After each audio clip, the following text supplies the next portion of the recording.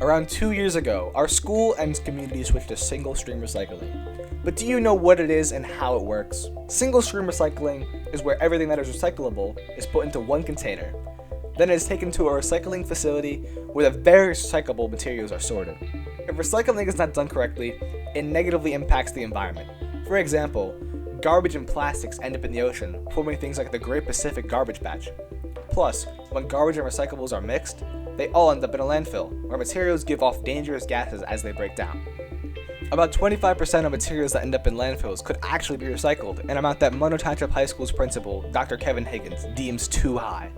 It's a lot, not only of the waste that you're producing, but what that waste is then doing to the environment, the gases that are being produced in that landfill. In a school, proper recycling is a team effort. That means everyone should make sure that garbage and recycling are not mixed. Once recyclables are contaminated or added to garbage pails, facility staff don't separate it, and it is all put into garbage containers. So what can staff and students do? Awareness of what is recyclable and what is not recyclable. I think the big concern or the big issue, as I said, is dirty recycled material. You have companies that are buying this material to recycle, and if they get it and it's dirty, they can't use it.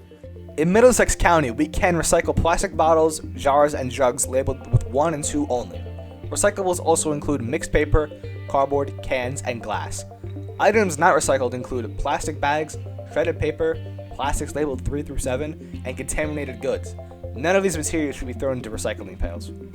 Contaminated goods in recycling is an especially common problem.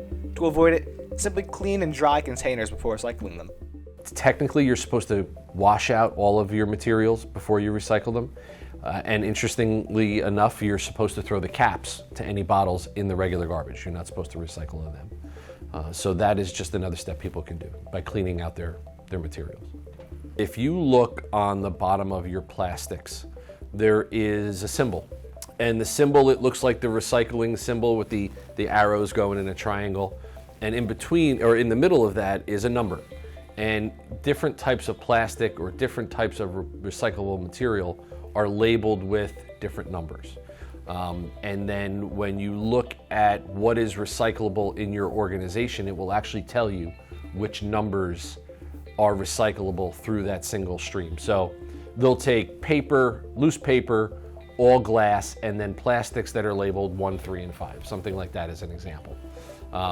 So again, educating on what is recyclable in that process, that's really what is recyclable. Proper recycling is an economic, community, and environmental benefit. In the end, everyone should work as a team, and we can make positive changes in recycling.